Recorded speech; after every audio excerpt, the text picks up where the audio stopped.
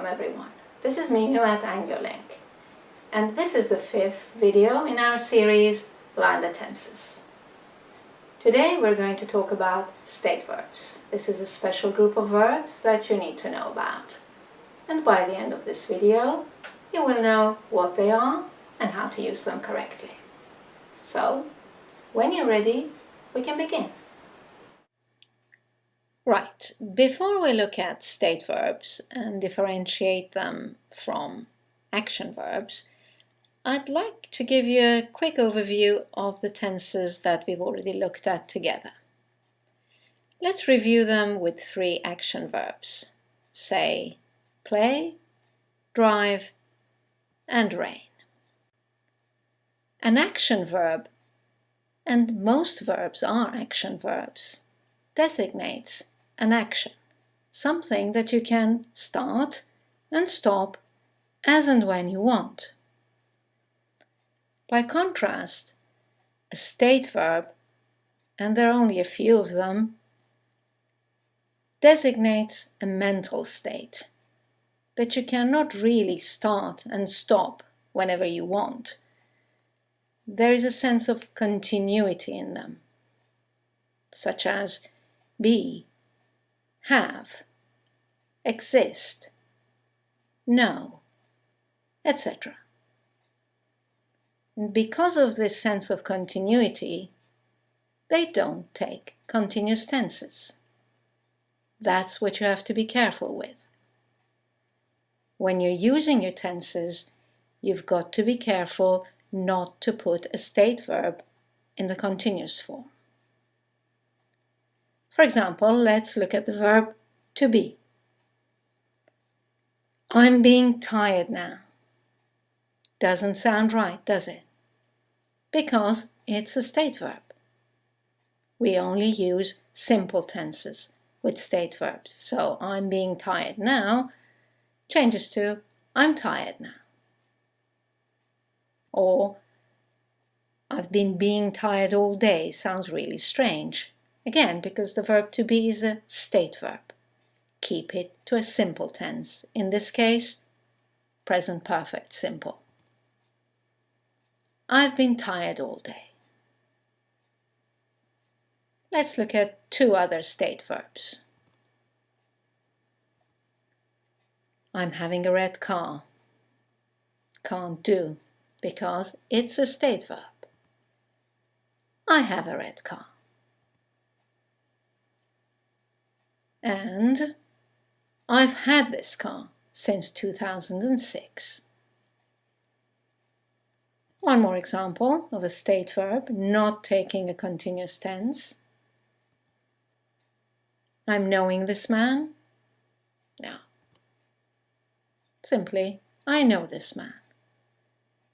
And I've known him for many years. Now there are 4 verbs that can be a bit tricky because they can be either state or action. Let's look at the first one. We've already had an example of this. It's the verb have. We saw the sentence, I have a red car. In this example, the verb to have means to own, something that belongs to you. It's a state verb. However, the verb have replaces many other verbs like eat and drink and smoke. It designates an experience or taking something. In this case, it's an action verb and it can take any continuous tense. For example, I'm having breakfast, or they're having a good time. The next verb that can be tricky is the verb think. Again, it has 2 meanings. It can mean to believe, in which case it's a state verb, and you must avoid continuous tenses here. For example, I think you're right. But think also means to reflect. Like you can be thinking about something, then stop thinking about it and come back to it later. So it's an action verb. Example, I've been thinking about selling my house. The last two verbs you have to be careful of are verbs to live and to work. Again, they can be considered as an action verb or a state verb. It depends on the situation, on the circumstances, on the context. Many times, whether you use it as a state or an action verb, whether you put it in the continuous or simple form, doesn't matter really. They mean the same thing. So you could say, I've been living here for 10 years, or I've lived here for 10 years. And the same with the verb work. Sometimes it's an action. You can start and stop working, for example, on a project. And sometimes it's just your job. So there is that sense of continuity in it already. So feel which one is more appropriate. Both are correct. You can say, he has been working there since 2008, or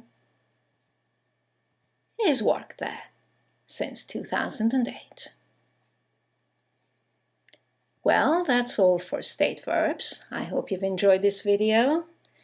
For more information, you can go to our website, anglolink.com, read the explanations, do some exercises to reinforce this point. Thank you for watching, and I look forward to seeing you in our next video.